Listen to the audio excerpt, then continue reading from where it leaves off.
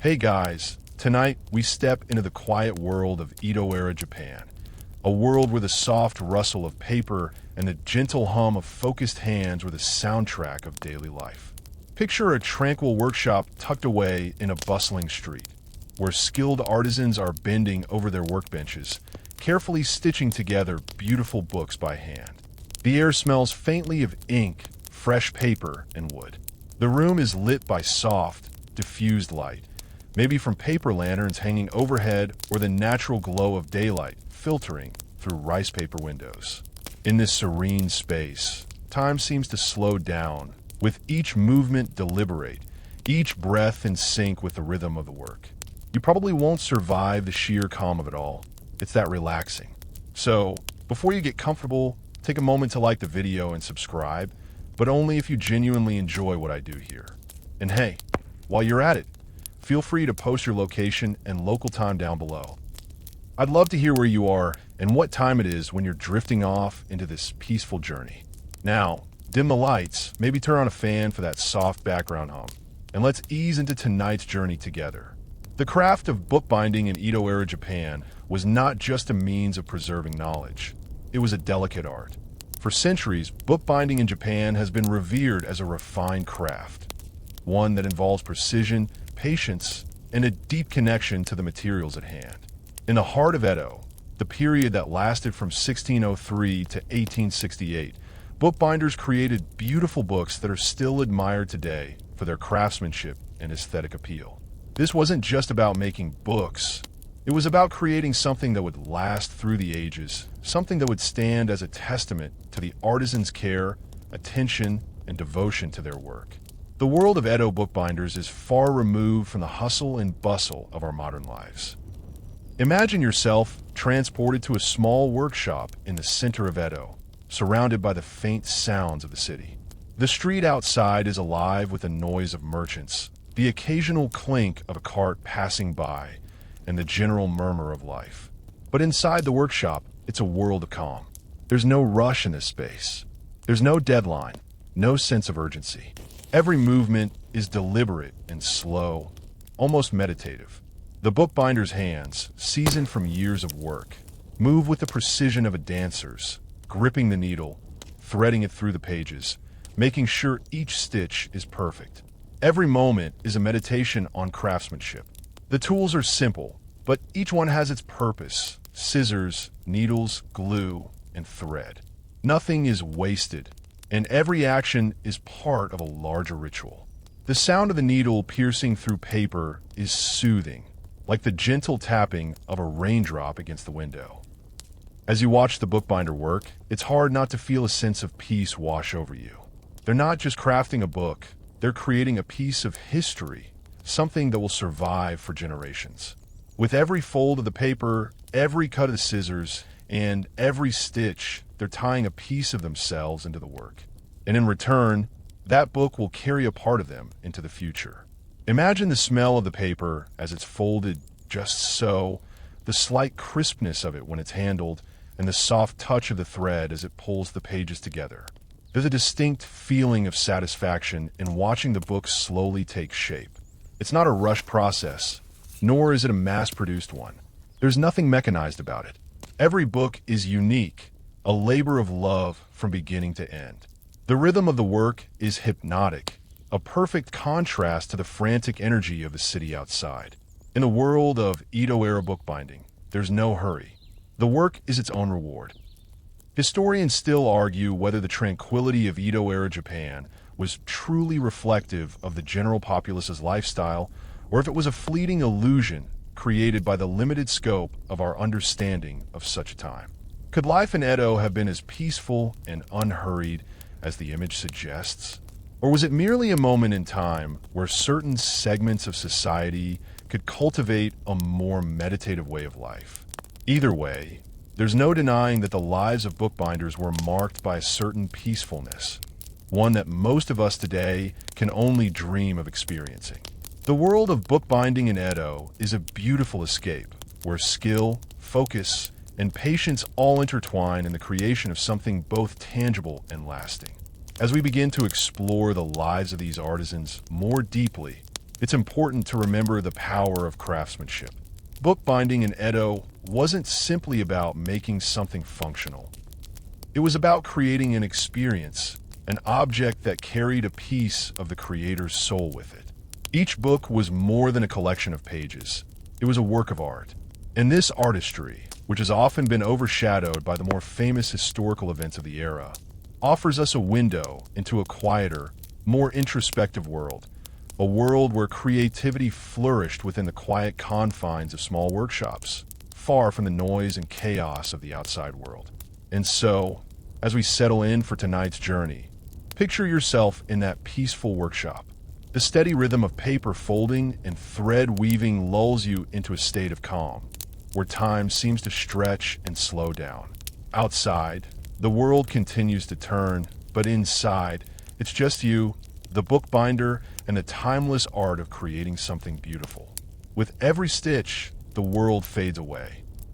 The stories that will fill the pages of these books are yet to be written, but the art of binding them is already complete, resting in the careful hands of the artisan. This is the world of Edo-era bookbinding, a world of peace, craftsmanship, and the quiet power of creation. Now, let's take a moment to step back in time and trace the origins of this ancient craft. Imagine the bustling streets of Edo, the air thick with the scents of fresh ink, warm rice paper, and the distant sounds of the city's daily pulse. Here, in the early 17th century, the art of bookbinding began to solidify, slowly transitioning from a utilitarian task into a respected craft. But how did bookbinding go from something simple to something deeply woven into the cultural fabric of Japan? During the early Edo period, books weren't as readily available as they are today. Most were handwritten manuscripts, often passed between scholars or monks who understood the delicate balance between knowledge and preservation. It was a time when literacy was largely limited to the elite, samurai, monks, and the growing class of merchants, who needed books for study, but more so as symbols of their growing social status. Historians still argue whether the bookbinding craft emerged as a response to the burgeoning demand for printed material, or if it was simply an evolution of earlier handcraft techniques. Regardless, one thing is clear. During the Edo period, bookbinding reached an apex of refinement and artistry.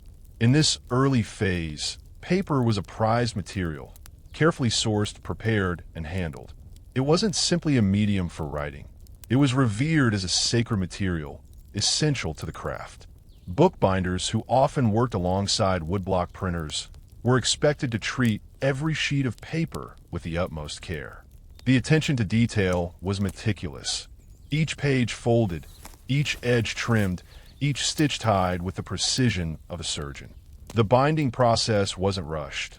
Rather, it was a steady, repetitive rhythm of crafting that mirrored the meditative focus of Zen teachings.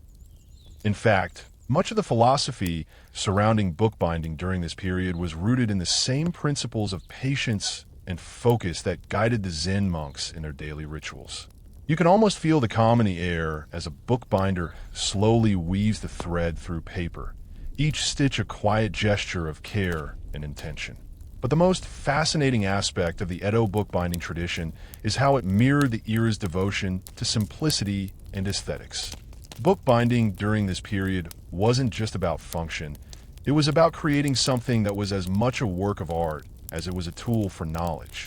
The books produced were bound in ways that reflected a balance between form and function, a harmony that was central to Edo's aesthetic values. The beauty of Edo-era bookbinding lay in its restraint. Unlike the ornate, heavy covers of Western books at the time, Japanese bookbinders favored a clean, simple design, often incorporating delicate illustrations or minimalistic touches to give the book character. Think of the soft, muted colors of a cloth binding, the faint impression of a woodblock print, or the subtle decorative elements like simple stitching or a wooden cover. These details weren't just for decoration. They were an integral part of the overall aesthetic. It's easy to imagine the quiet satisfaction a bookbinder would feel when completing a piece that was both a reflection of their craft and a beautiful object in its own right. The evolution of bookbinding during this period also coincided with the rise of woodblock printing, which dramatically changed the landscape of literature in Japan. Woodblock printing, as an efficient means of reproducing text and images, allowed books to be produced in greater quantities, making them more accessible to the public. But it wasn't just the production of books that changed. The role of bookbinders shifted too.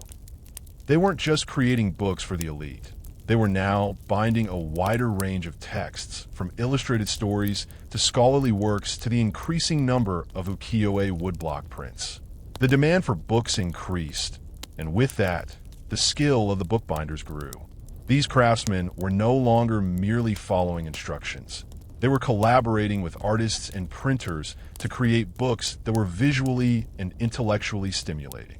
In essence, they were part of a larger creative process. But let's take a moment to understand how these changes played out in the workshop itself. While the art of bookbinding may have grown more complex over the years, the ethos of Edo bookbinding remained rooted in simplicity and mindfulness. Each tool, the needle, the scissors, the thread, had its place, and each movement, though simple, was purposeful. The bookbinder worked with a meditative focus, allowing no distraction from the quiet task at hand. The rhythm of the work was calming, almost like a gentle lullaby of the senses, from the subtle creak of the wooden workbench to the soft snip of scissors cutting through paper. Each book, each piece of paper, was treated with reverence. It wasn't just about creating something functional. It was about crafting an object worthy of being preserved for future generations. The care taken in every stitch, every fold, and every cut was an acknowledgement of the value placed on knowledge and the tools used to preserve it. Historians still argue whether the steady pace of life in Edo truly allowed artisans to work in this way, or if it was a luxury afforded only to the more secluded workshops.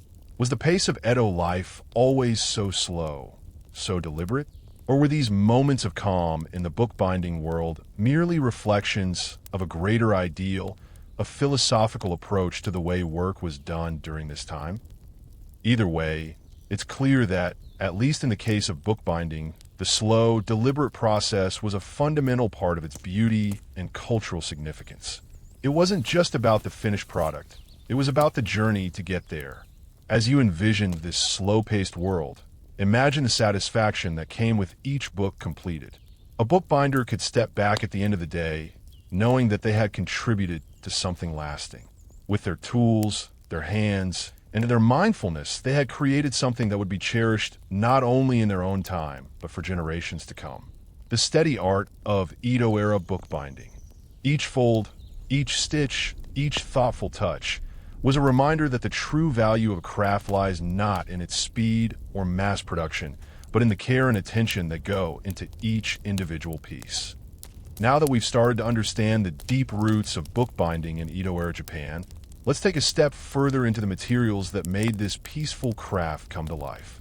The bookbinding process wasn't just about careful stitching. It began long before the needle pierced the paper. In fact, one of the most important aspects of Edo-era bookbinding was the preparation of the paper itself, a crucial step that truly highlighted the beauty of the craft. Imagine this: a room filled with the scent of freshly prepared paper, the smooth, textured sheets carefully stacked, waiting to be folded, bound, and preserved for future generations. The paper wasn't just a medium, it was an essential part of the artistic expression. Paper in Edo, Japan wasn't simply mass-produced in the way it often is today. It was handcrafted with meticulous care, and the process itself was a quiet art form. You might have heard the faint sound of fibers being pounded into pulp, the gentle splash of water as the pulp is washed, and the soft whisper of cloth pressed onto paper as it was smoothed into shape. This labor-intensive process was carried out with precision, as paper was viewed as sacred. The quality of the paper directly impacted the quality of the finished book, and so bookbinders were intimately familiar with the different types of paper available to them. Was the paper thick or thin? Was it made from kozo, mulberry bark, or gampi, a different kind of plant fiber? Paper made from kozo was known for its durability, its strength, and its texture, making it ideal for the bindings of Edo's most cherished books.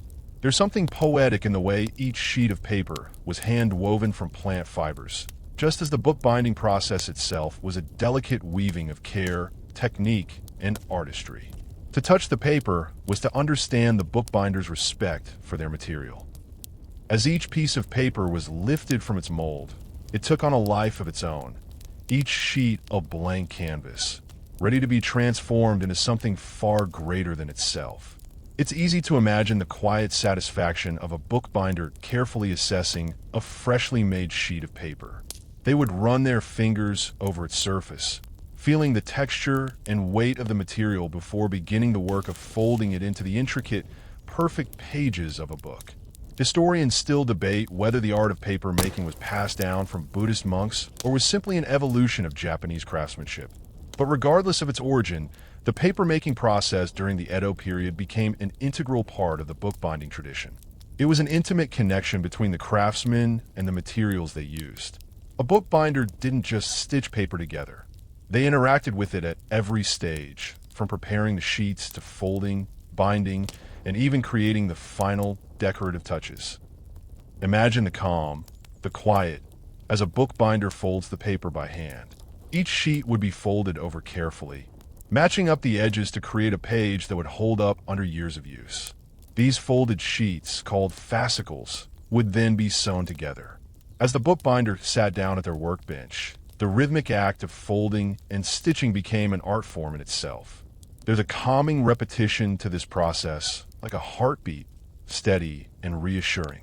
The paper would be folded into the correct number of pages, with each one fitting perfectly into the next, until the full set of sheets was ready to be bound into a single volume. And then came the stitching. Bookbinders in Edo didn't just rely on any type of stitching. They used a technique known as Japanese stab binding, a method that has endured for centuries because of its beauty and functionality. The stitching wasn't just a way to hold the pages together. It was part of the design, an intricate pattern that could be as simple or as elaborate as the book required. The act of stitching each page together was, in many ways, like weaving a tapestry of knowledge and art. The needle would slide through the paper, the thread pulled taut with care, forming a strong yet delicate connection between each sheet. And as the bookbinder worked, they were not only preserving the content of the book, they were creating a piece of art that would endure beyond their time. Imagine the sounds filling the air as the bookbinder worked. The soft swish of the needle passing through paper, the delicate snap of thread being pulled tight, the faint rustle of paper folding in the air. It all created a rhythm that filled the workshop. There was no rush, no hurry. Time seemed to slow as the bookbinder focused on each step, each movement. The patience required for bookbinding in the Edo period was far beyond what we usually associate with craftsmanship today. This wasn't just about speed or efficiency. It was about honoring the craft and the materials. It was about creating something that would carry knowledge and stories far beyond the time of its creation. Historians still argue whether this deeply meditative approach to bookbinding was a direct reflection of the cultural practices of Edo, particularly the influence of Zen Buddhism. Zen, with its emphasis on mindfulness and attention to detail, may have played a role in shaping the calm, deliberate nature of Edo-era bookbinding. Whether this is true or not, one thing is clear. The bookbinding process itself became a way to reflect the principles of patience, mindfulness, and respect for the materials. The act of binding a book became a form of art in itself, as bookbinders, in their quiet workshops, took part in a process that transcended the simple task of creating a book. It became an act of reverence for the stories and knowledge that books contained. And so, as we reflect on the craft of paper preparation and binding, we see how the physicality of creating a book during the Edo period wasn't just about constructing something functional. It was an act of transformation. The raw, humble materials, fibers of paper and threads of silk, were elevated into something greater, something that would endure long after the craftsperson had passed. The quiet, steady work of bookbinding during the Edo period wasn't just about completing a task. It was a journey, an expression of dedication, patience, and craftsmanship. And with every book that was bound, it carried with it not just the knowledge of its time, but the spirit of the people who made it. As the paper took shape and the binding slowly came together in those calm workshops, a book began to emerge, not just as a physical object, but as a vessel for knowledge, culture, and beauty. Imagine now that you're standing in the heart of the Edo workshop, where the quiet rhythm of stitching the sheets in a place fills the space. The tools are simple yet precise: a needle, thread, and an awl for creating holes in the paper.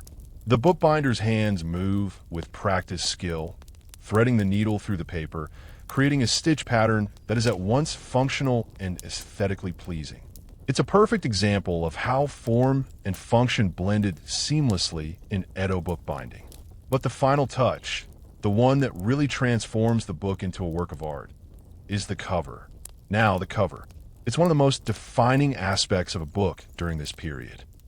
Unlike Western books of the same era, which often had thick leather covers, the books of Edo were bound with far more delicate materials.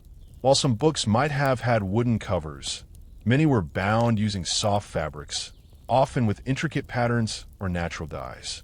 Picture a richly colored silk cover, adorned with simple but beautiful geometric patterns or a subtle floral design. The cover wasn't just a protective element, it was a canvas in itself. Often, bookbinders in Edo-era Japan would add their own unique flair to the covers, sometimes even incorporating calligraphy or hand-painted elements. The choice of fabric, pattern, and decoration wasn't just for beauty. It also spoke to the book's intended purpose and the owner's status.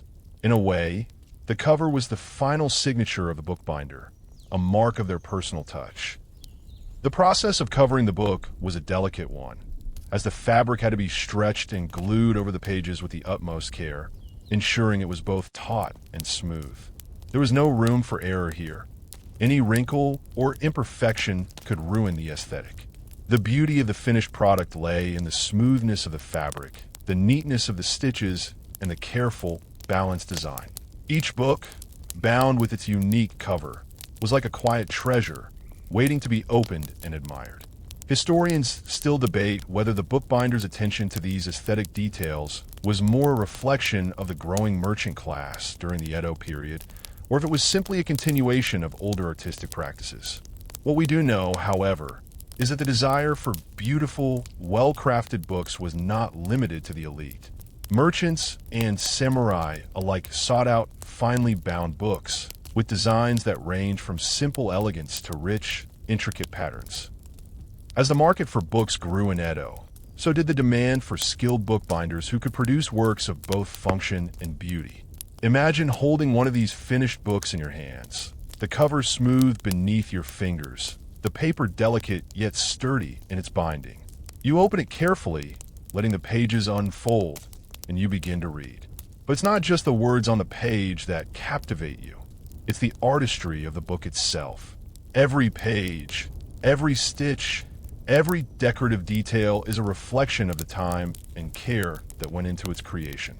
This wasn't just a book. It was a piece of art, a work of craftsmanship, and a testament to the skill and dedication of the bookbinder who brought it to life. As we move further into the world of Edo bookbinding, it's important to understand the context of why these books were so highly valued. In a society where knowledge and literature were powerful tools, owning a well-crafted book was not just a matter of education. It was a symbol of status, wealth, and cultural refinement. Books were not just functional objects. They were cultural artifacts, carrying with them the weight of the stories, wisdom, and traditions of the time. To possess a beautifully bound book was to possess a piece of the past, a link to the world of ideas and creativity that had shaped Edo society. The bookbinder, in many ways, played an integral part in preserving this legacy, ensuring that these books, these cultural treasures, would endure for generations. And so, the life of a bookbinder in Edo was not just about crafting a functional item. It was about creating something that would be cherished and passed down through the ages. The work that went into each book was a labor of love, an act of mindfulness, and a dedication to preserving the art of storytelling and scholarship. The peace that bookbinders found in their craft was not just in the quiet rhythm of their work, but in the deep satisfaction that came from knowing they were creating something lasting, something beautiful, something that would outlast even them. What's remarkable is that despite the tranquil nature of their work, Edo bookbinders were also part of a larger, more vibrant cultural scene. Edo was a city where art, literature, and intellectual pursuits flourished. The bookbinders played a pivotal role in the dissemination of knowledge, helping to preserve and present the works of poets, philosophers, scholars, and artists. It wasn't just about binding books. It was about creating a legacy of knowledge and culture that would transcend the time in which it was created. The quiet hands of the bookbinder were in many ways the custodians of this legacy. Historians have long debated whether the craft of bookbinding in Edo was a reaction to the growing importance of literature in the public sphere, or whether it was simply the natural progression of a culture that had long revered craftsmanship. What is certain, though, is that bookbinding during the Edo period was not just about creating books. It was about creating something far more lasting, a bridge between the past and the future, a physical manifestation of the intellectual and artistic currents of the time. And as the bookbinder finishes their work, stepping back to admire the completed piece, there's a deep satisfaction in knowing that this work, too, will carry the voices of the past into the future. It's a quiet act, but it's one that speaks volumes about the art of creation, the importance of craftsmanship, and the power of preservation. Now, as we continue to immerse ourselves in the world of Edo bookbinding, let's take a moment to observe the daily life of a bookbinder in this peaceful, yet intricately detailed world. Imagine the gentle sounds that fill the air around the workshop, the rhythmic tap of scissors cutting through delicate paper, the soft rustle of pages as they are gently folded, the quiet hum of conversation, occasionally interrupted by the occasional cough or stretch. Time seems to move slower in this space, a calm, uninterrupted flow. The life of an Edo-era bookbinder wasn't just about creating books. It was about the dedication and focus that went into each moment of the day. Each day in the life of an Edo bookbinder followed a steady rhythm, much like the binding process itself. The morning would begin early, as daylight streamed through the shoji screens. The bookbinder would start by reviewing the materials for the day. Freshly made paper, ready to be folded, or perhaps rolls of thread to be used in stitching the volumes. The calm of the workshop would set the tone for the day ahead. This wasn't a world of noise or hurry. There were no interruptions from the outside world, no deadlines looming, and no rush to meet quotas. Every step, every motion was performed with intention. The bookbinders' workshops were often located in the quieter areas of Edo, away from the chaotic streets of merchants and busy shops. They were small spaces, often simple, but filled with everything needed for the craft. The workbenches were made of solid wood, worn smooth from years of use, and the tools were carefully arranged: scissors, awls, and needles, all within reach of the artisan's hands. The workshop was their world, a space where they could be completely immersed in their craft. Picture the bookbinder working with focused concentration, moving from one task to another with a sense of fluidity. They might start the day by carefully cutting sheets of paper, folding them, and organizing them into sections. They could then move on to the more delicate tasks, binding the paper into fascicles and sewing them together with thread, ensuring that the stitches are perfectly aligned. Each action is slow, deliberate, and precise, almost like a form of meditation. There is no rush, no anxiety in the air, just a serene dedication to the task at hand. It's clear that the life of an Edo bookbinder was not for those looking for a quick reward or easy labor. This was a craft that demanded patience, precision, and a certain kind of peace that not everyone could find. You might think it would get dull or monotonous, sitting there day after day, binding books, following the same steps over and over. But for those who devoted themselves to the craft, it was far from boring. The repetitive tasks were comforting, grounding even. With each stitch, they were becoming more connected to the book they were creating and to the long lineage of bookbinders who had perfected this art long before them. Historians still argue whether the appeal of such a steady, unhurried life was due to the influence of Zen Buddhism, which was deeply ingrained in Japanese culture during the Edo period. Zen principles, emphasizing mindfulness and simplicity, align closely with the bookbinding process. The act of creating something with one's hands, paying attention to the smallest details, can become an act of deep meditation. Whether or not the bookbinders consciously embraced Zen, the meditative quality of their work was undeniable.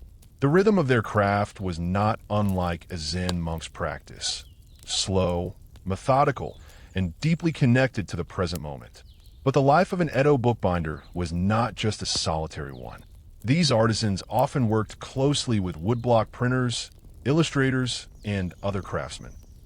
Imagine the collaboration that occurred as they worked together to produce a single book.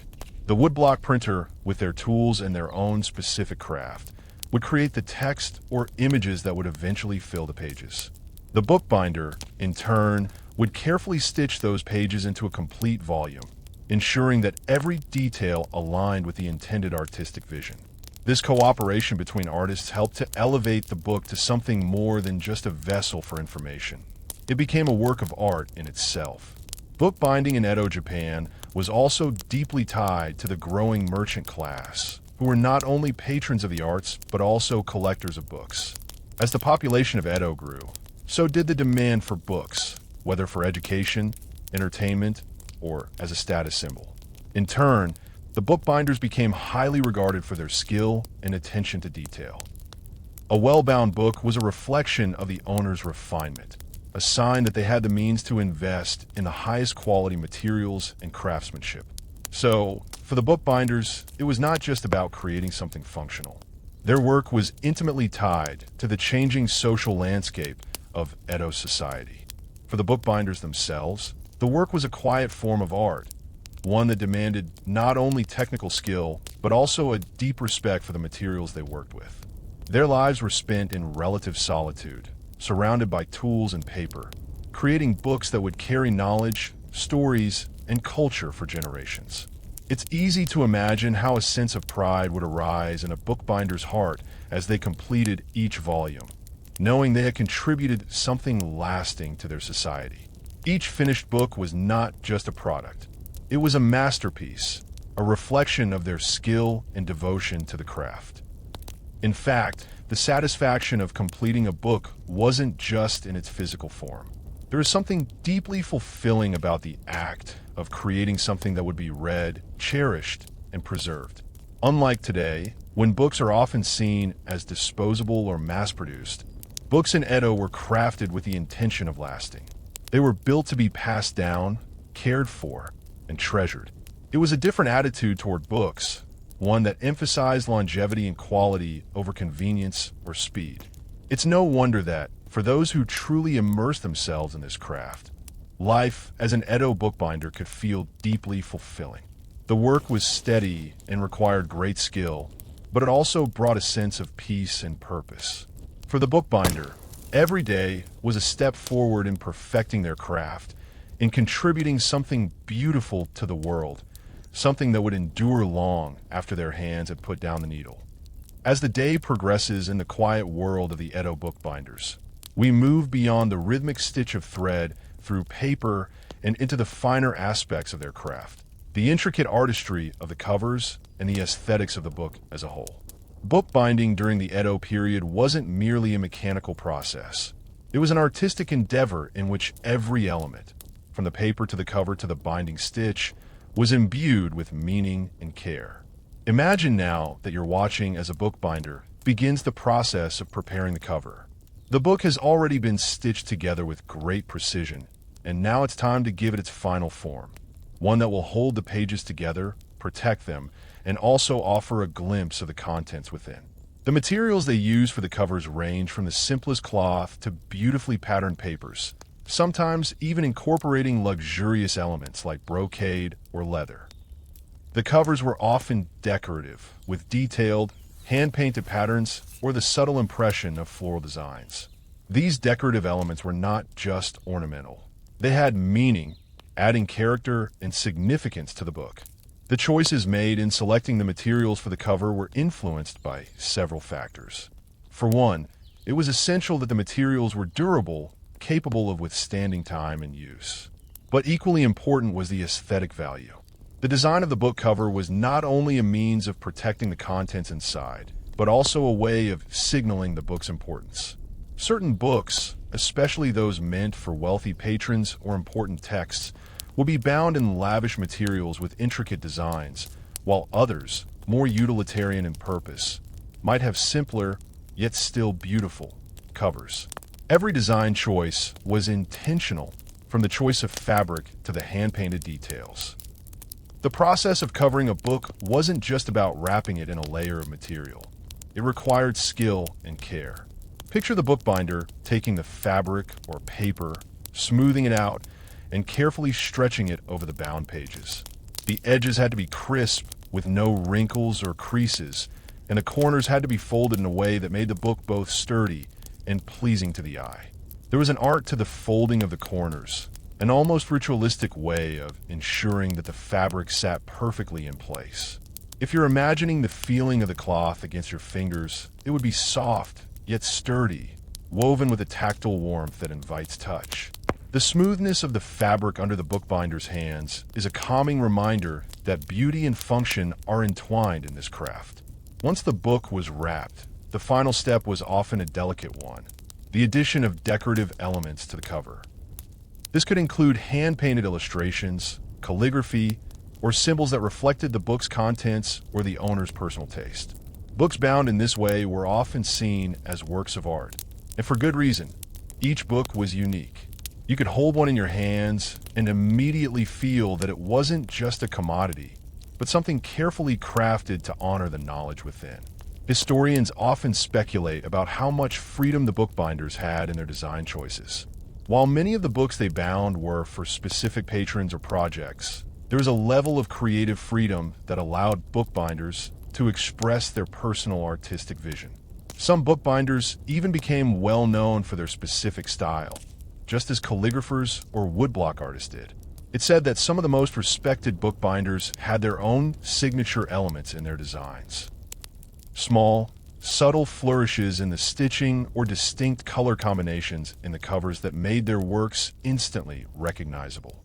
In a time when books were rare and precious, these small artistic decisions helped elevate the craft into something truly meaningful.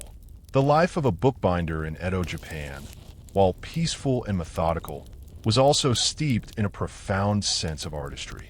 These craftsmen weren't just creating books. They were shaping vessels of culture, knowledge, and beauty. The covers they carefully designed were just as much a part of the book's legacy as the words written inside. As you picture the bookbinder working on the cover, you can almost hear the soft murmur of the brush as it dances across the fabric, or the careful movements of their fingers as they fold and stitch with the precision of a master. It's a quiet, deliberate process, one that mirrors the slow, steady work of creating something timeless. But the covers weren't just designed for beauty alone. They served a practical purpose, too. Books during the Edo period were often handled by many people and needed to endure the wear and tear of time. Therefore, the materials chosen for the covers needed to be durable, able to withstand the everyday handling of a text. The bookbinders took great care in ensuring that the covers were not only visually stunning, but also capable of protecting the precious knowledge contained within. The stitching, the glue, the paper, every part of the process played a role in ensuring the book would last. These are not books designed for obsolescence. They were created with longevity in mind. As we step back and take in the full scope of the process, we can't help but marvel at the level of care and respect that went into every book that was created. In a world where speed and mass production often dominate the scene, the slow and deliberate nature of Edo bookbinding stands as a reminder of the beauty that can come from focusing on one thing at a time. There is no rush to finish, no hurry to move on to the next task. Each book was a world unto itself, and the bookbinder's job was to create it with the utmost respect for the craft. The peacefulness of the workshop, where every movement was slow, deliberate, and mindful, is a stark contrast to the hurried pace of modern life.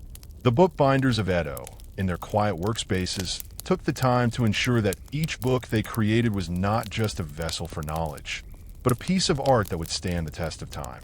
Each book was a manifestation of the dedication and care that went into its creation, a beautiful combination of form, function, and artistry. And as we move away from the workshop, we begin to understand that the art of bookbinding in Edo wasn't just about making books. It was about making history. Through every stitch, fold, and brushstroke, the bookbinders of Edo ensured that the stories of their time would be preserved for future generations. And as we reflect on their work, we, too, are connected to that rich history, a history that was quietly shaped by the peaceful hands of those who carefully bound the books that continue to inspire and inform us today. Now, as we move deeper into the world of Edo bookbinders, let's explore their role within Edo society itself. You may already feel the calm and rhythmic nature of their work, but the story of bookbinders extends beyond the quiet workshops. Bookbinders were not solitary figures, hidden away in seclusion. They were part of a larger cultural movement, intertwined with the intellectual currents of Edo, Japan, and their work was essential to the flourishing of knowledge and the arts during this period. At the time, Edo was not just the political capital of Japan, it was a vibrant center of culture, learning, and innovation.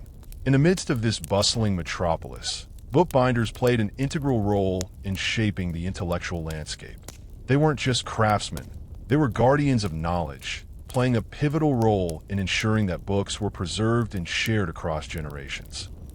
But they were also part of a larger network of scholars, merchants, and artists who contributed to the cultural flourishing of the Edo period. Consider the variety of books that bookbinders worked on. Books in Edo weren't just practical objects for learning. They were cultural symbols, representations of a growing intellectual curiosity and artistic expression. With the increasing literacy rates and the rise of a thriving middle class, there was a surge in demand for books, whether they were historical texts, poetry, novels, or instructional books. The bookbinders, often working closely with scholars, poets, and illustrators, helped ensure that these works reached the hands of those eager to read them. The role of the bookbinder in Edo society, though subtle, was highly respected. Their work wasn't just about stitching paper together. It was about facilitating the spread of culture and ideas. Bookbinders played a crucial part in the preservation of knowledge. Whether it was through the binding of woodblock prints, which documented daily life, or the compilation of philosophical texts and literary works that captured the intellectual spirit of the time. Every book they created had the potential to change the course of someone's life, to provide them with new perspectives and ideas, and to contribute to the growing cultural revolution of Edo, Japan. Historians still debate whether the proliferation of books in Edo was a natural outgrowth of the period's relative peace and stability, or if it was more closely tied to the emergence of a merchant class eager to invest in intellectual pursuits. Regardless, what's undeniable is that bookbinders were the heart of it all. Without them, the flourishing literary culture of Edo would not have been possible. Their work enabled scholars, poets, and artists to preserve and distribute their ideas, allowing the wisdom of one generation to be passed on to the next. In this way, bookbinders were more than artisans. They were cultural gatekeepers, ensuring that the works of great thinkers, poets, and storytellers lived on. But being a bookbinder in Edo was not just a matter of creating beautiful books for intellectuals and wealthy patrons. It was also about providing access to the written word for the growing merchant class, which was beginning to establish its own cultural identity. While samurai and monks were the primary consumers of books in earlier periods, the rise of the merchant class in Edo brought with it an insatiable appetite for knowledge, entertainment, and culture. Books were no longer reserved for the elite.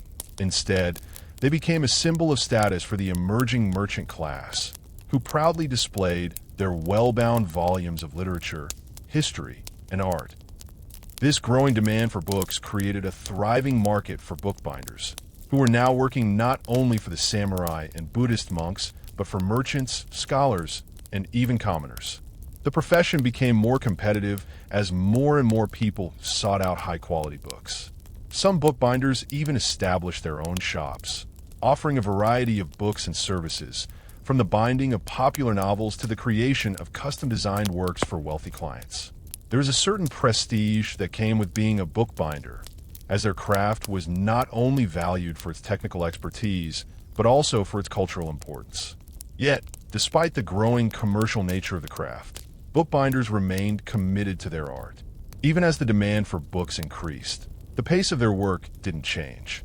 There was no mass production here, no assembly lines. Every book, every volume, was still crafted by hand with care and precision. The bookbinder's work was a quiet rebellion against the fast-paced, consumer-driven nature of the world outside the workshop. In this way, bookbinders stood apart from the rest of society, creating beauty and knowledge without concern for profit or speed. While many bookbinders worked within the constraints of their craft, there were also a few who used their position to explore new artistic expressions. Some sought to make books not only functional but visually stunning, experimenting with new binding techniques, playing with cover designs, or integrating calligraphy and illustration into their work. These bookbinders, while adhering to traditional methods, also sought to push the boundaries of their craft. They were artists in their own right, using books as their canvas. In this way, bookbinding in Edo became more than just a craft. It became a form of artistic expression, an avenue for creativity, and a reflection of the cultural richness of the era.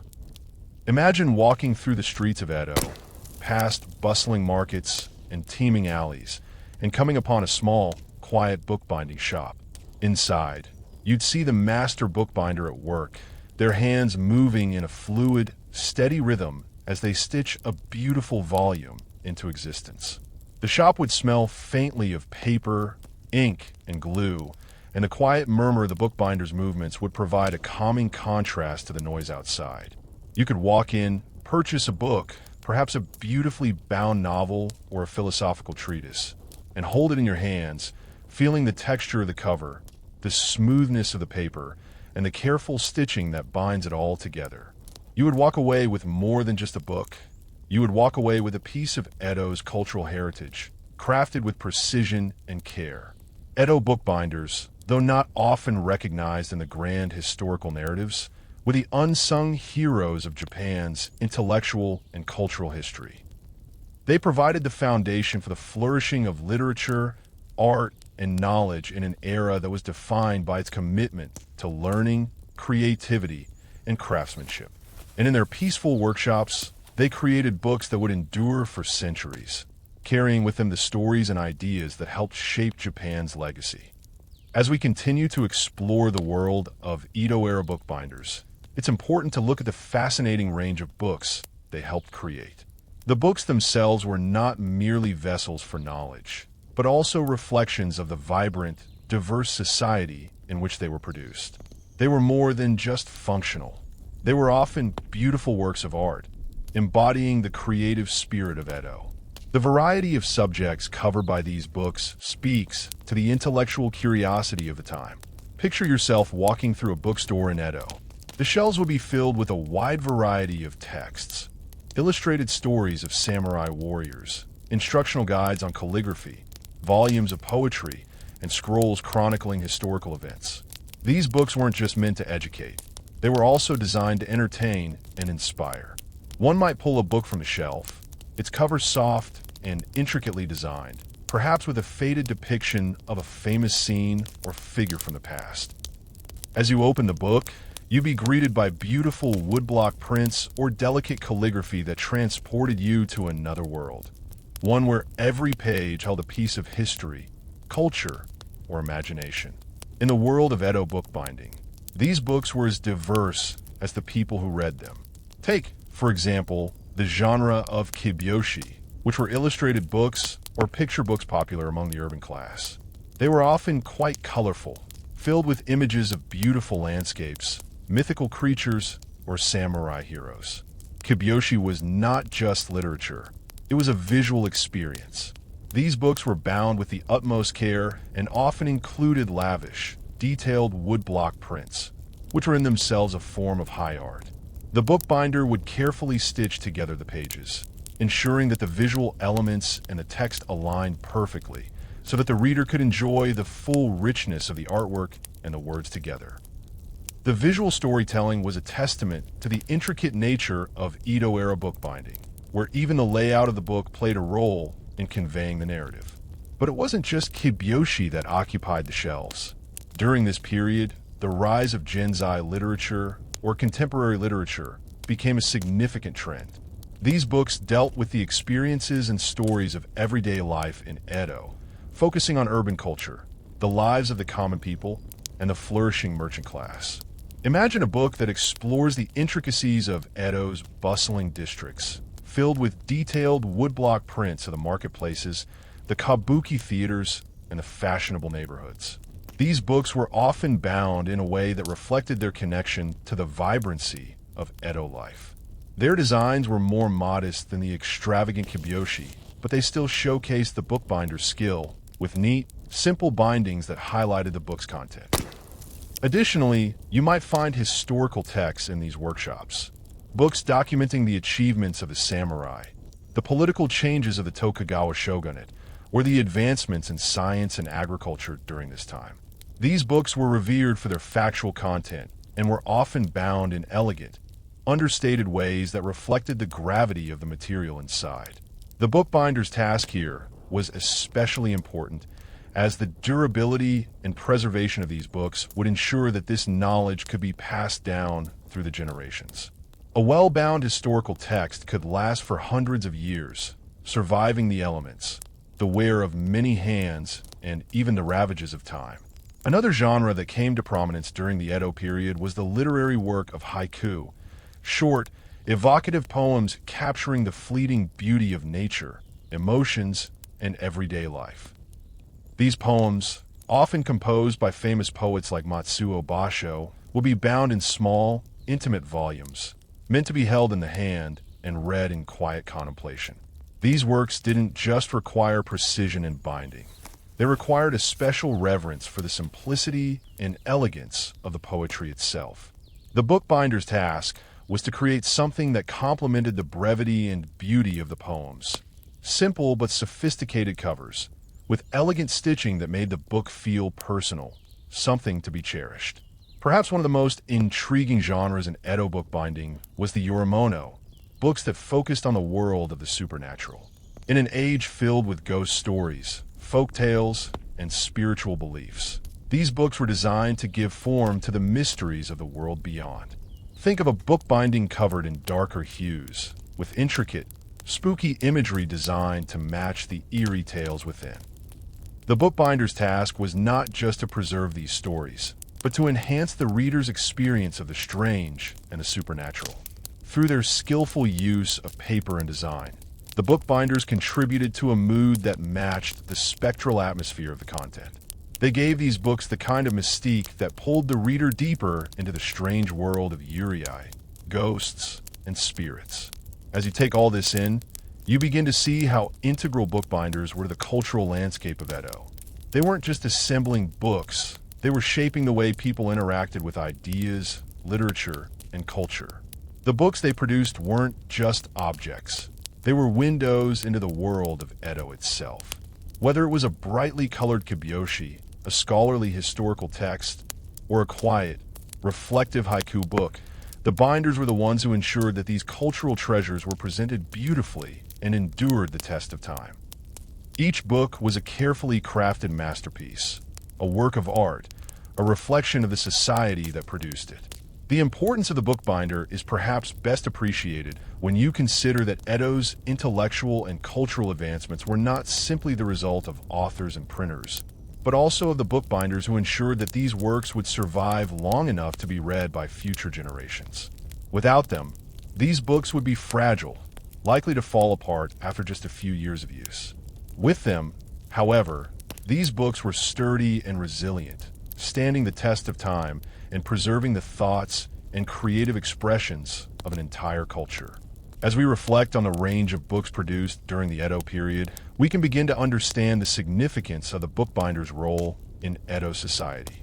They weren't just creating books, they were creating cultural heritage, helping to preserve the stories, ideas, and images that defined the era. Their work, quiet and often overlooked, was foundational to the cultural legacy of Japan. Through their careful craftsmanship, they connected generations of readers to the past, ensuring that the literature and art of their time would live on for centuries to come. As we continue to explore the tranquil life of Edo-era bookbinders, it's impossible not to acknowledge the deep connection between their craft and the Zen principles that pervaded Japanese culture at the time. While not every bookbinder would have consciously embraced Zen, there is no denying that the art of bookbinding shares many qualities with Zen practices, particularly the emphasis on mindfulness, patience, and simplicity. If you've ever seen a Zen monk carefully arrange a flower or prepare a meal, you might get a sense of the quiet reverence that bookbinders brought to their craft. There's something deeply meditative about the way they worked. Each action purposeful, each movement slow and deliberate, almost as if they were participating in a ritual rather than a task. In a Zen-inspired workshop, every aspect of the process became an opportunity to be present in the moment. The act of folding a piece of paper, of threading a needle, of smoothing the cover over the pages. These are not just technical steps. They were moments of quiet focus, where the bookbinder could lose themselves in the repetitive rhythm of their work. Every stitch was an act of patience, every fold a moment of stillness. The bookbinder, like a Zen monk, would have been attuned to the delicate balance between action and inaction, between the creation of something and the quiet acceptance of the materials as they were. Imagine the bookbinder sitting in their workshop, surrounded by the tools of their trade, their hands moving as if guided by some deeper force. The world outside, the bustling streets of Edo, the merchants haggling over goods, the laughter of children, might seem distant and disconnected from this quiet space. In the workshop, there is only the soft, rhythmic sound of paper being folded, the hum of thread as it's pulled through fabric, and the occasional sigh as the bookbinder takes a moment to consider their next move. There's a profound calm here, a sense that time slows down in the presence of such careful work. Zen teachings often emphasize the beauty of simplicity, the idea that by focusing on the simplest of tasks, we can come closer to a deeper understanding of the world around us. This was certainly reflected in the way Edo bookbinders approached their work. Their tools were simple: scissors, needles, thread, and paper. Yet with these humble materials, they were able to create something beautiful and enduring. The beauty of their craft wasn't in complexity or ornamentation. It was in the precision and care that went into each step of the process. It was in the way they took something as simple as paper and thread and transformed it into a physical manifestation of knowledge, culture, and art. Think about the small, seemingly insignificant moments in the bookbinding process. The precise cut of the scissors, the careful placing of each fold, the exact tension of a thread as it pulls through paper. In those moments, the bookbinder is fully present, absorbed in the task at hand. There's no rush, no sense of urgency. Everything else fades away. This quiet mindfulness, this attention to detail, is the essence of the Zen influence that likely shaped the work of Edo bookbinders. It's a way of engaging with a world that values the process as much as the product, a philosophy that says the journey is as important as the destination. It's worth considering how this approach to work might have affected the mental and emotional state of a bookbinder. In a world where life was often filled with distractions and external pressures, the quiet focus of the bookbinder's workshop offered a retreat, a sanctuary from the noise of the outside world. The bookbinder, with their steady, purposeful actions, was not just crafting books. They were cultivating a kind of inner peace. It's easy to imagine that this sense of peace was contagious, spreading from the bookbinder to the very books they created. After all, these weren't just books filled with text. They were books imbued with the care and mindfulness of their creators. When someone opened a book bound by a skilled artisan, they weren't just encountering written words. They were engaging with the quiet, patient energy that went into its creation. Historians still debate the extent to which Zen Buddhism influenced the arts during the Edo period. Some argue that Zen's focus on simplicity and mindfulness directly impacted the craftsmanship of bookbinding, while others believe that the connection between the two was more symbolic than practical. But regardless of the exact relationship, it's clear that the principles of Zen, attention to detail, respect for the materials, and the reverence for simplicity, were values that resonated deeply in the world of Edo bookbinding. Whether consciously or unconsciously, bookbinders embraced these principles in their work, creating books that were as much about the process of creation as they were about the stories they contained. Beyond the technical aspects of bookbinding, Zen teachings also emphasize the concept of impermanence, acknowledging that everything in life is fleeting and constantly changing.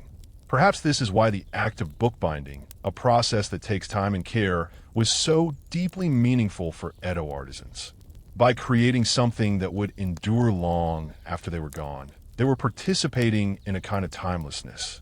The books they bound were not only meant to preserve knowledge for the present moment, they were also intended to last through generations, carrying the wisdom and stories of the Edo period far into the future. In a world defined by impermanence, bookbinders created objects that would defy time, preserving the past while ensuring that knowledge would continue to flow into the future. Picture the final steps in the process. The bookbinder carefully placing the completed book on a shelf, admiring the sleek, smooth cover, the delicate stitching, the subtle shine of the paper. The work is done, but it's not just about the finished product. It's about the quiet satisfaction of knowing that something beautiful and lasting has been created. It's about the knowledge that the book, with its pages filled with ideas and stories, will continue to live on. The bookbinder can rest easy, knowing that their work has a purpose far beyond the present moment. And as you sit back, imagining this quiet workshop, this world of simple materials and mindful work, it's hard not to feel a sense of calm. In the practice of bookbinding, Edo artisans created more than books. They created an atmosphere of peace and reverence. And in doing so, they left behind a legacy that still resonates with us today, reminding us of the beauty and simplicity, the power of patience, and the enduring value of craftsmanship. Now, let's delve into the fascinating world of woodblock printing and explore how this revolutionary technique affected the work of Edo-era bookbinders. While bookbinding was already a revered and highly skilled craft in its own right, it wasn't until the rise of woodblock printing that the role of the bookbinder truly became even more integral to the spread of culture and literature in Edo, Japan. Picture yourself standing in a workshop where the rhythmic sound of chisels carving into wood fills the air. The woodblock printmaker, focused and steady, is carefully carving intricate designs into blocks of wood. These prints would soon be pressed into the pages of books that Edo readers eagerly awaited. At the time, woodblock printing allowed texts and illustrations to be reproduced more quickly and in greater quantities than ever before. This innovation gave rise to a new wave of books, from ukiyo-e prints depicting the entertainment culture of Edo's famous kabuki theaters, to scholarly texts that reached a much broader audience than they could have previously. The introduction of this printing technique completely transformed the landscape for Edo bookbinders, who now found themselves working with mass-produced sheets rather than painstakingly handwritten manuscripts. But while the process of producing the text was changing, the role of the bookbinder remained just as important as it had ever been. Imagine a bustling marketplace where merchants sell freshly printed ukiyo-e books, filled with woodblock images of beautiful women, actors, and landscapes. These books, with their stunning illustrations, were eagerly snapped up by the growing merchant class. But behind the scenes, the bookbinders were still busy at work, carefully stitching and assembling these illustrated pages into the beautiful, functional books that would eventually end up in the hands of eager readers. The bookbinder's role was no longer just about assembling the pages of handwritten manuscripts. They were now preserving and protecting the printed works that defined the era's literature and art. The collaboration between the woodblock printers and the bookbinders was essential to the final product. The printer would work with the artist to carve the images and text into woodblocks, and then these blocks would be inked and pressed onto sheets of paper. These printed pages would be delivered to the bookbinder, who would then bind them into volumes.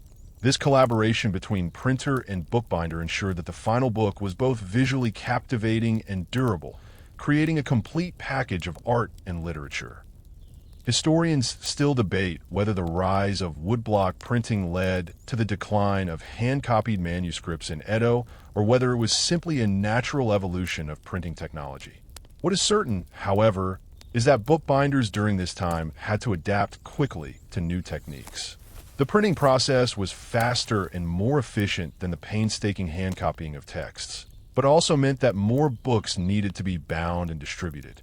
The craft of bookbinding was, in some ways, accelerated by the mass production of printed books, and the bookbinder became more essential than ever. Despite the changing landscape, the skills required for bookbinding remained unchanged. Each book still required the same level of care, patience, and skill. For the bookbinders, the rise of printing brought both challenges and opportunities. On the one hand, they were now working with printed pages, which made their task less time-consuming than it had been when they were working with hand-copied texts. On the other hand, they had to adapt to the increasing demand for books, demand that came from a growing literacy rate among the urban classes and the increasing popularity of illustrated books. This meant more work for the bookbinders, but also greater recognition of their craft. As the demand for books rose, so did the status of the bookbinders, who were now seen as essential partners in the creation and distribution of literature and art. As the centuries progressed, the techniques for woodblock printing became more refined.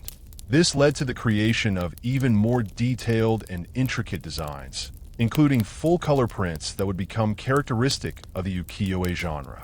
These prints, once bound into books, showcased the beauty and artistry of Edo in a way that was never possible before. The bookbinder's skill was crucial in preserving these works. They had to ensure that the printed images were properly aligned with the text, and that the book structure was strong enough to handle the added weight of the printed illustrations. In this way, the bookbinders were not just preserving the art, they were also enhancing it, ensuring that the printed pages could survive the wear and tear of time. But what about the less glamorous side of woodblock printing and bookbinding? The work wasn't always as serene as it might appear. The rise of printing meant a greater demand for books, which in turn meant a greater need for bookbinders. But this also brought with it increased competition, and for many bookbinders, the pressure to produce books quickly could lead to exhaustion. Bookbinding, once a quiet and contemplative craft, had now become a more commercialized industry, with deadlines to meet and pressure to turn out finished books in record time. Despite this, the quality of craftsmanship remained paramount. While the processes of creation may have become more efficient, the core principles of the art didn't change. The quiet dedication of the bookbinder remained at the heart of each finished work, no matter how many books they were tasked with producing. The influence of woodblock printing also had a profound effect on the kinds of books that were being produced. Now that books could be printed more quickly, the range of genres and subjects exploded. Artists, poets, and scholars could now reach a broader audience, and bookbinders had to adapt to the varied types of books that were now in demand. Illustrated novels, poems, educational texts, and kibyoushi, all were being printed in increasing quantities, with each new book requiring a slightly different approach to binding. The role of the bookbinder had expanded.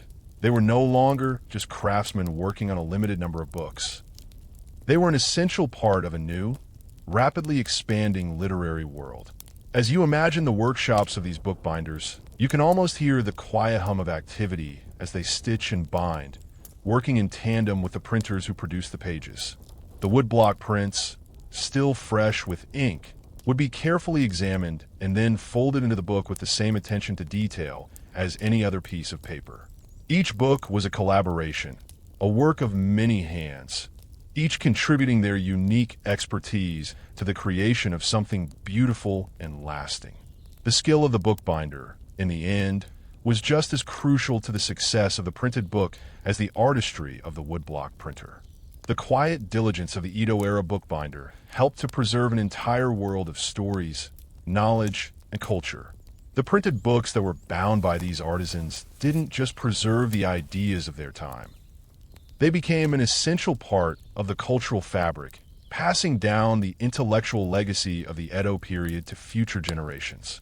And so, the influence of the bookbinder lived on, quietly shaping the flow of ideas, knowledge, an art that would continue to inspire and inform Japan for centuries.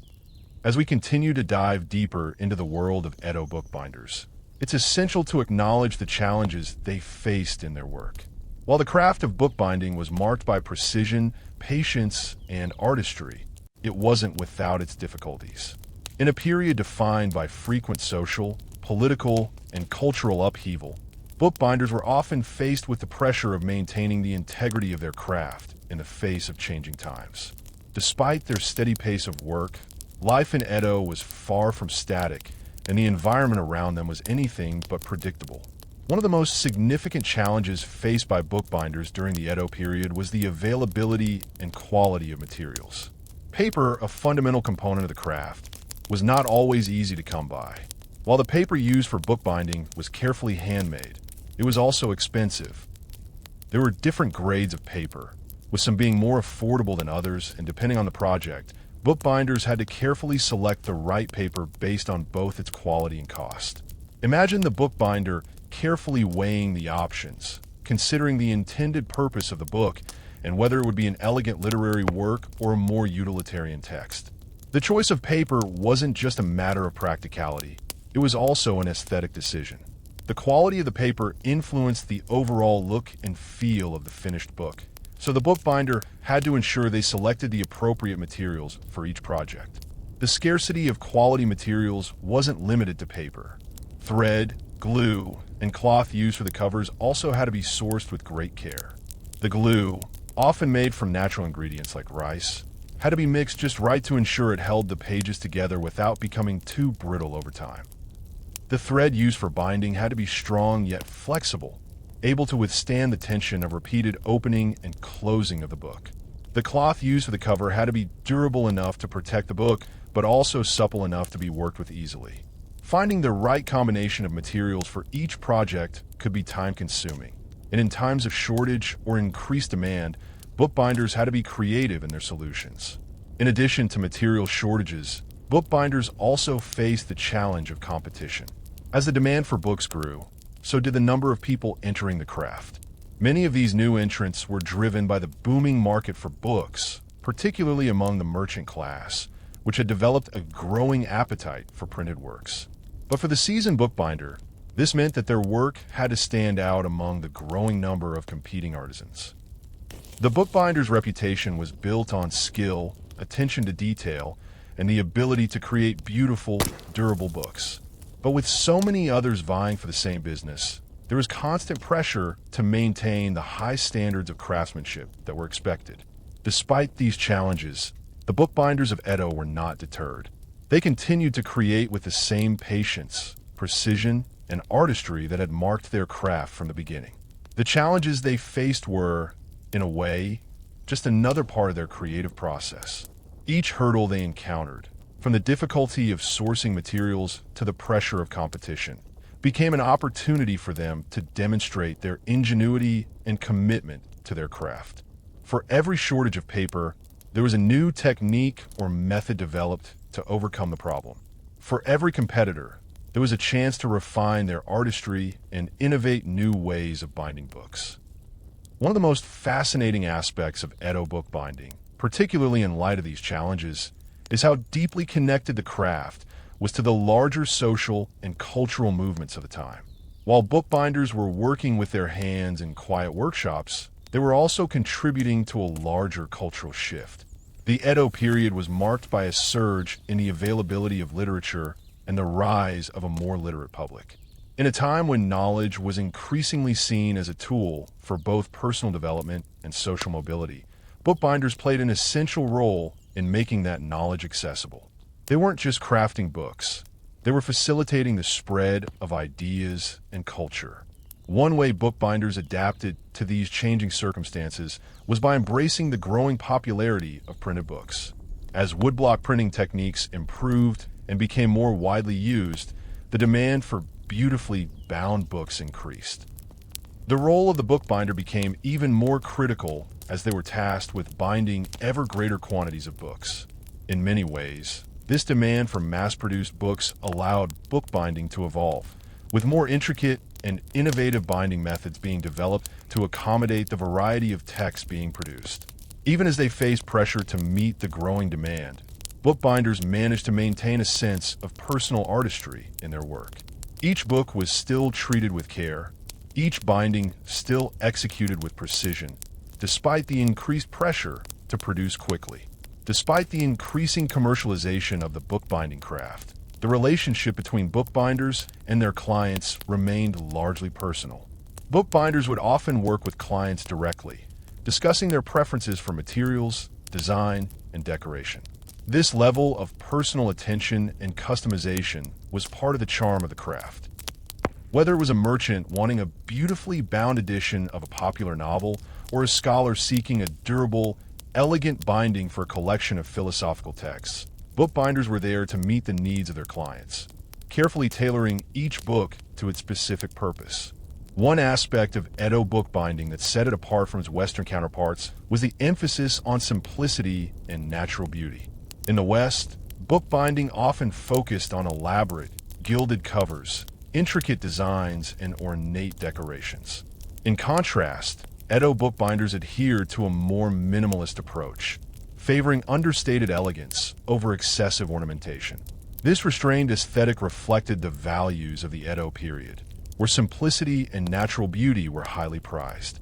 The clean lines, muted colors, and subtle patterns of Edo-era bookbinding are a testament to the period's devotion to refinement and quiet beauty. This simplicity didn't mean that the work lacked detail. In fact, it was the absence of unnecessary decoration that allowed the beauty of the materials and craftsmanship to shine through. A well-bound book in Edo, Japan didn't need gilded edges or intricate patterns to be considered valuable.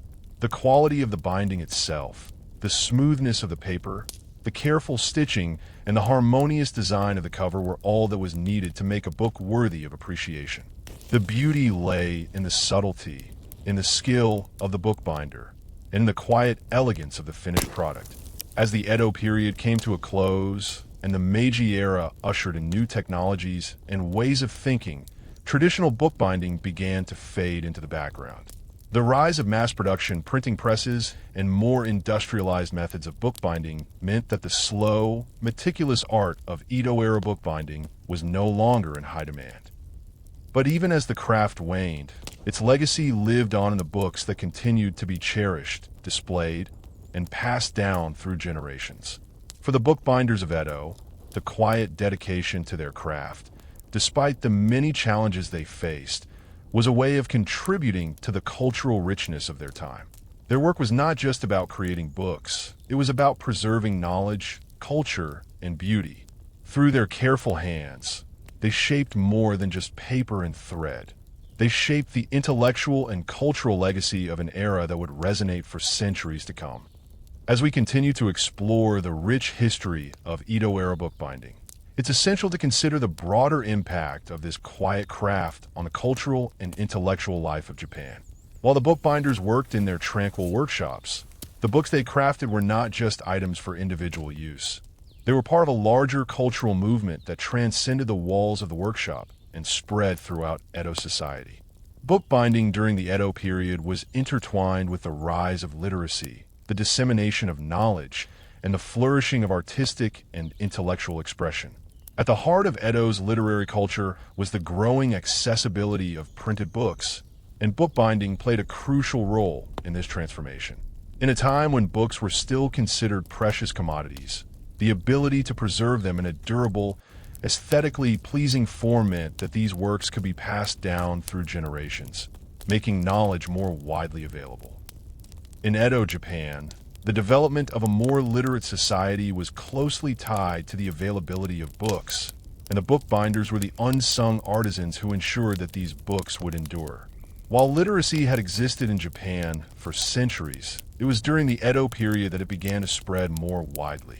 The merchant class, once excluded from the world of learning, was now gaining access to literature, philosophy, and art. The increasing demand for books, particularly illustrated works and popular fiction, drove the need for skilled bookbinders who could produce durable, beautiful volumes that would appeal to both scholars and the growing middle class. Bookbinders were key figures in this cultural democratization, creating books not just for the elite, but for a much broader audience. The books they crafted were essential to the development of an educated, literate public, one that could engage with and shape the ideas and artistic movements of the time. One of the most significant contributions of the Edo bookbinders was their role in the preservation of knowledge. As Japan entered a period of relative peace under the Tokugawa shogunate, the collection and dissemination of knowledge became more organized. Edo was home to a burgeoning number of printing presses, and as more books were printed, it became crucial for them to be properly bound so that they could withstand years of use. The durability of the bindings ensured that knowledge was preserved for future generations. The bookbinder, with their careful attention to detail and dedication to quality, became the guardian of these precious works, ensuring that the ideas, stories, and teachings contained within them would continue to be shared long after the ink dried. Moreover, the increasing importance of the visual element in books, particularly the rise of illustrated texts, was an exciting development for the bookbinders. While the books themselves might have been primarily for reading, the visual aspects of the printed works were integral to the reading experience. Books weren't just for reading, they were for experiencing. The intricate woodblock prints, often used to accompany stories or historical narratives, made the books not just a source of knowledge, but a work of art. For the bookbinders, this meant that their work went beyond the practical task of binding the pages together. They were also participating in the creation of a piece of art, one where the text and the illustration existed in harmony. The binding itself had to be strong enough to hold these rich, colorful illustrations, allowing them to endure for years while still looking vibrant and engaging. Imagine the excitement of the time. Woodblock prints were revolutionizing the way people experience literature. Artists and illustrators were now able to depict, with stunning detail, scenes from the stories or historical events, adding depth and nuance to the text. These illustrated books were not just informative. They were a feast for the eyes, a visual experience that made reading more immersive than ever before. The bookbinders were key to this visual revolution, ensuring that the pages would remain intact and that the books would be preserved in a way that showcased the artistry of the woodblock prints. Their ability to bind these books securely while allowing the artistic elements to shine made them indispensable to the process. But even beyond the realm of illustration, the books themselves were a testament to the growth of Edo-era culture. With the increasing availability of books, people began to engage with ideas in new ways. Edo society, which had been traditionally stratified, was now witnessing the rise of a more intellectual, more curious population. People from all walks of life, merchants, samurai, farmers, were now engaging with literature, philosophy, and the arts in a way that had not been possible in previous centuries. Bookbinders, who crafted the vessels of this intellectual exchange, were indirectly helping to shape the course of Edo's cultural evolution. Their craft ensured that these books, which carried the knowledge of the time, would last, enabling ideas to be passed from one generation to the next, ensuring the continuity of learning and growth. The role of bookbinders was also intimately tied to the broader movements in art and culture that defined the Edo period. The rise of ukiyo-e, or pictures of the floating world, during this time gave bookbinders a new arena in which to express their artistry. As prints became more widely used and books with illustrations became more popular, bookbinders found themselves at the crossroads of art, literature, and craftsmanship.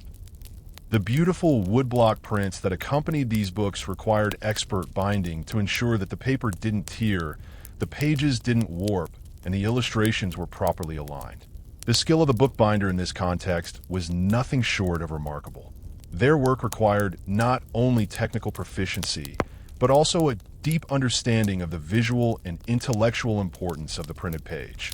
And yet, even as they played such an important role in the cultural landscape, bookbinders remained largely in the background. Their work was necessary to the production of books, but it was not the work of the authors or the illustrators that was celebrated.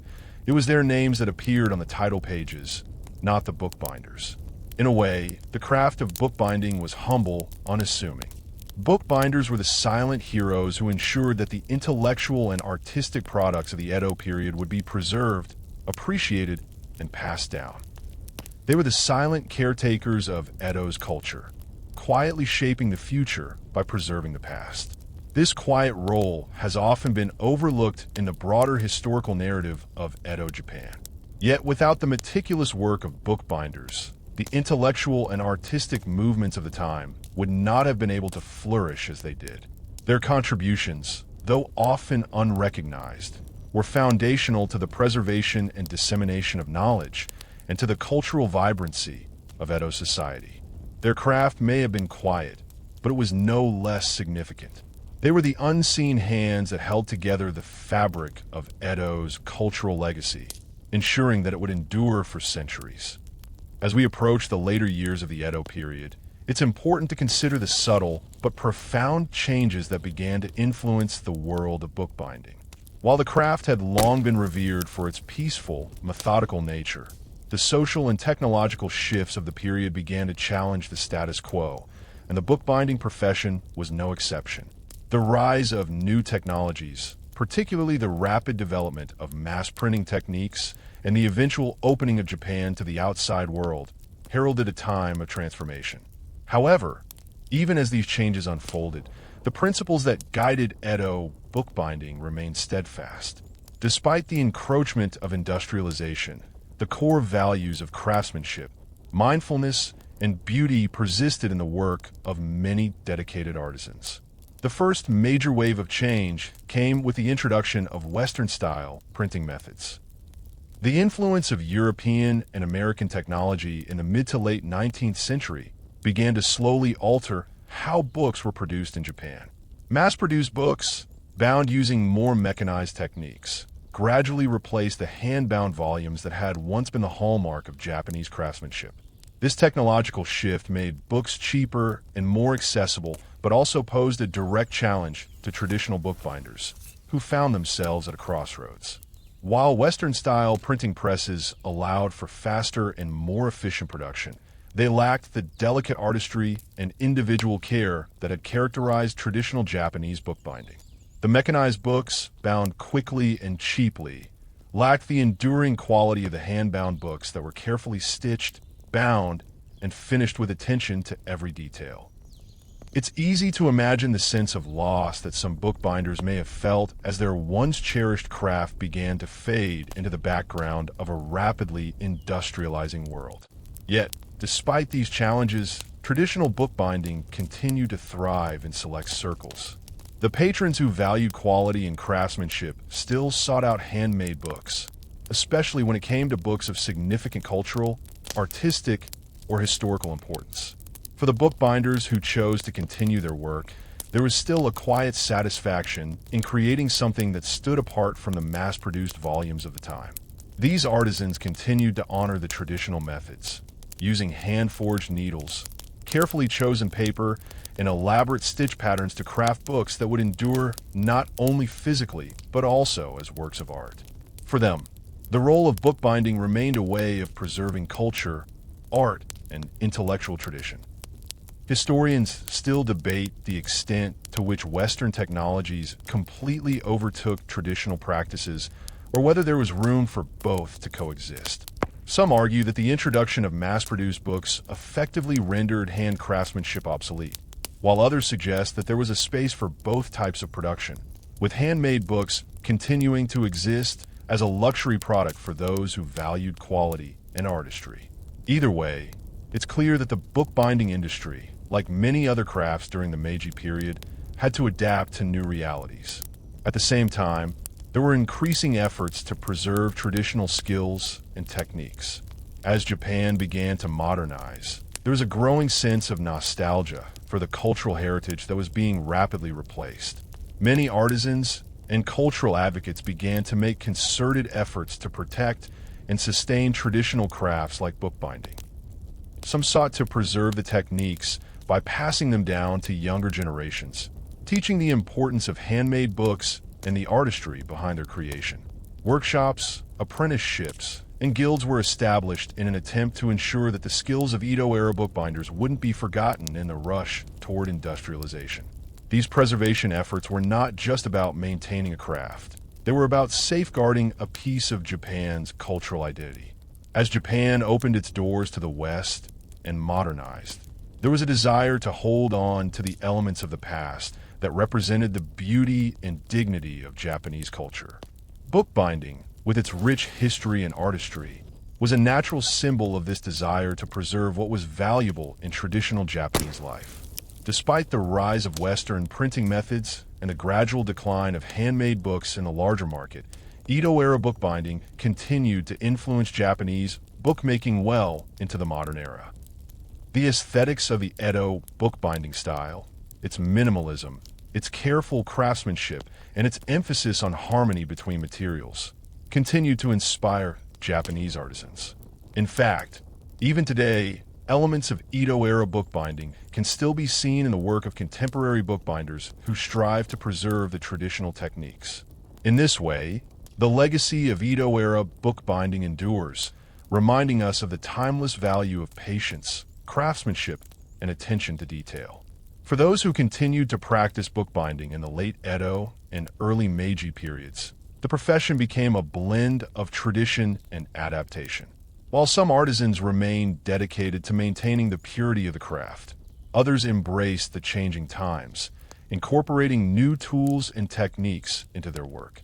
The bookbinders of this period were, in many ways, bridging the gap between two worlds.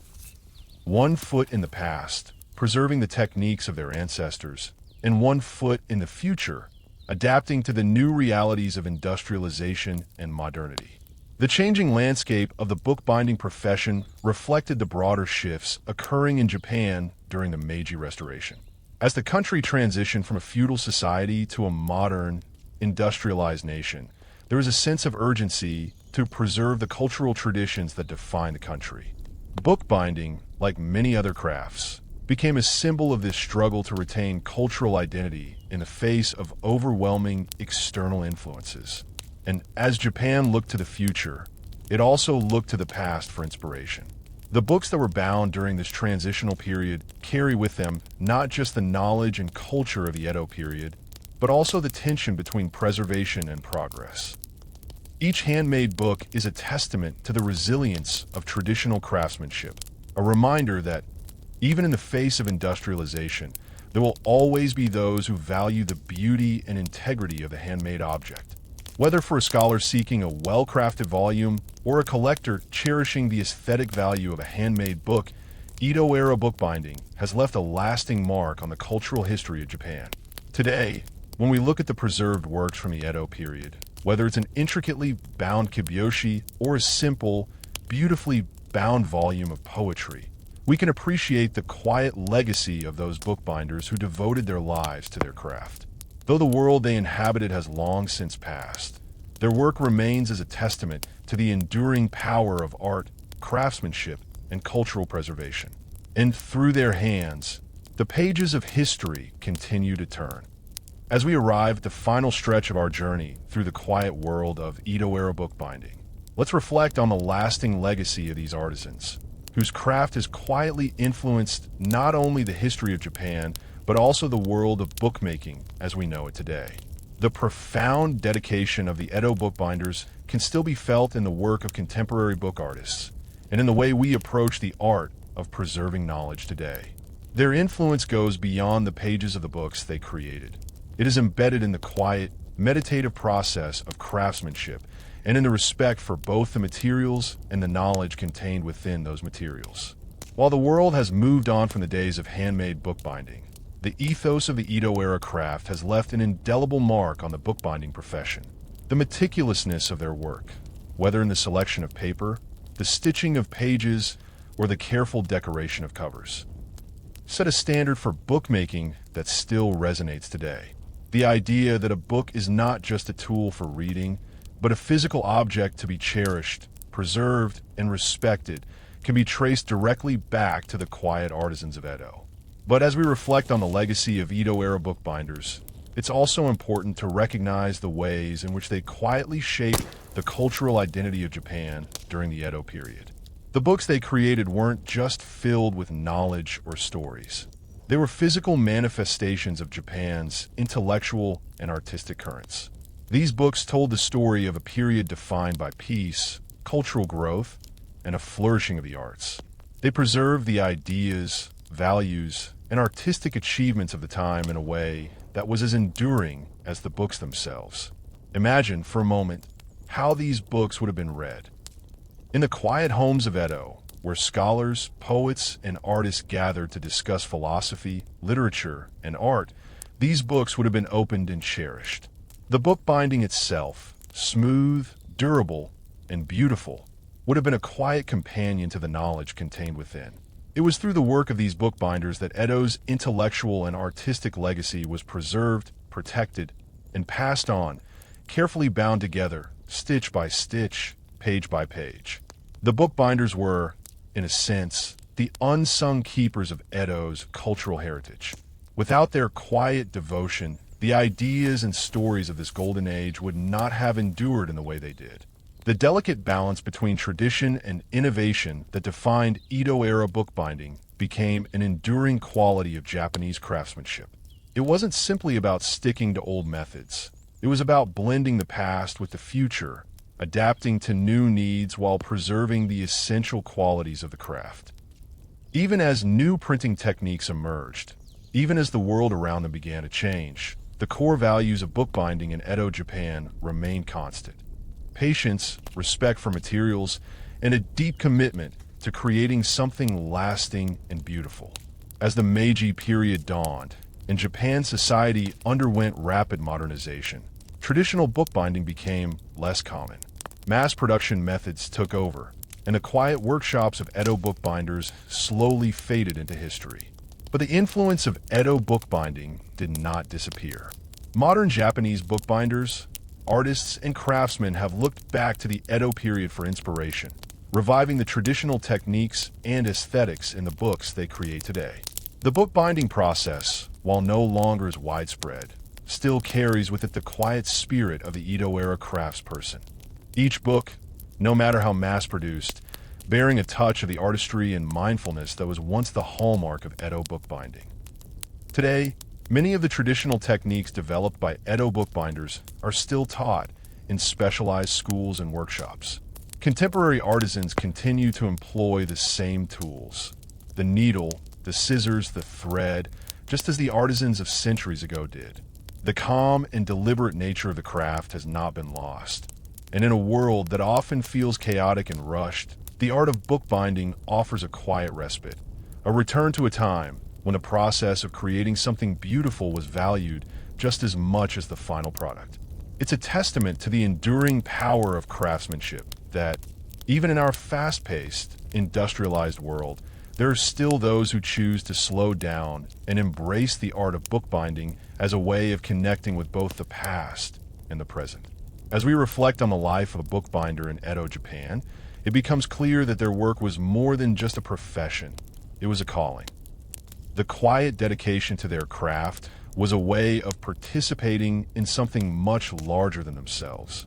It was an act of cultural preservation, an offering to future generations of readers and thinkers.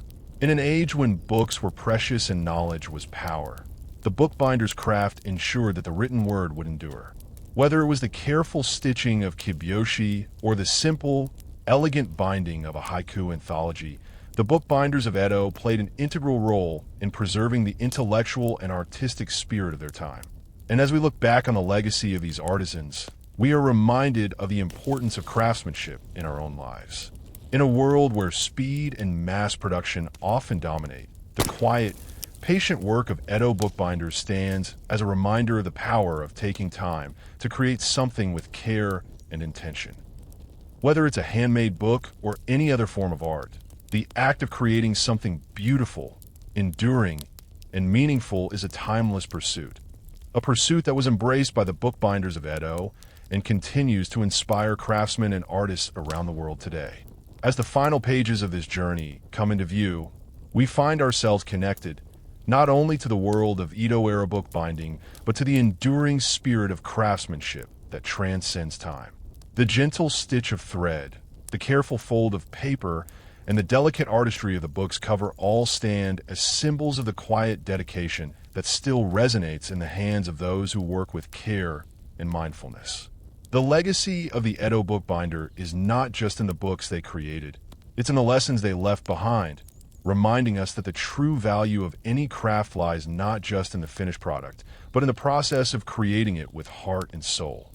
As we reach the final chapter of our journey through the world of Edo-era bookbinding, we can take a step back and appreciate the quiet, enduring impact that these artisans had on both their time and the world that followed. Bookbinders, with their patient hands and careful attention to detail, preserved more than just knowledge. They preserved a piece of culture, a way of life, and a craft that continues to inspire us today. The slow, deliberate art of bookbinding in Edo, Japan may have been overshadowed by the industrialization of the Meiji period, but its quiet legacy endures in the books we cherish, the stories we read, and the culture we continue to carry forward. It's easy to imagine, as we sit in the comfort of our modern lives, how these bookbinders might have lived. Their workshops, small but filled with everything they needed, would have been their sanctuary, a place where time moved slower, where the constant hum of the outside world didn't intrude. Imagine the soft glow of a lantern, casting shadows over a workbench covered in paper, thread, and tools. There would be no rush, no interruptions. The bookbinder's life was one of calm and quiet, dedicated to the meticulous process of transforming humble materials into something lasting, something meaningful.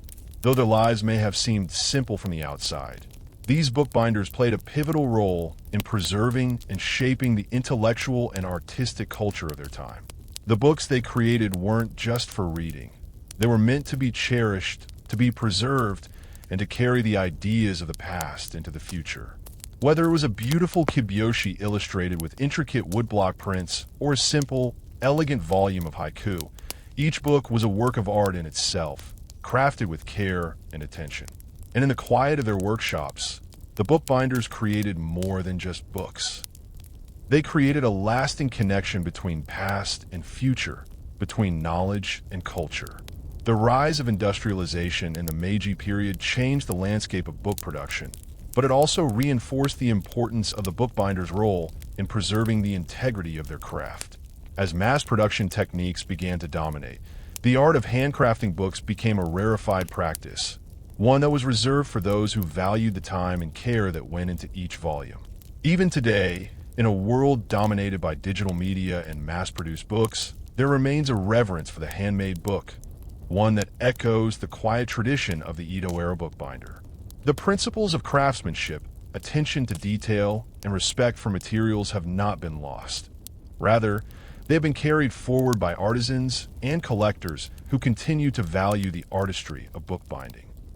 For many contemporary bookbinders, the legacy of Edo bookbinding is both a source of inspiration and a call to preserve the cultural heritage that these artisans worked so hard to safeguard. In a world where books are often seen as disposable, mass-produced objects, there's a quiet movement that seeks to bring back the care and dedication that once went into each book.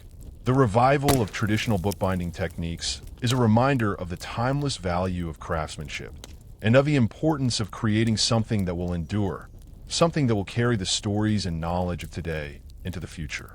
Perhaps, in some ways, the true value of the Edo-era bookbinders' work lies not just in the books they created, but in the lessons they imparted through their craft. In a world that often values speed and convenience over quality and care, the bookbinders of Edo remind us of the beauty of slowing down, of taking the time to create something meaningful. They show us that even in the smallest, quietest of tasks, there is a profound sense of purpose and fulfillment. Every stitch, every fold, every brushstroke was an act of devotion, not just to the book, but to the preservation of culture and knowledge for future generations.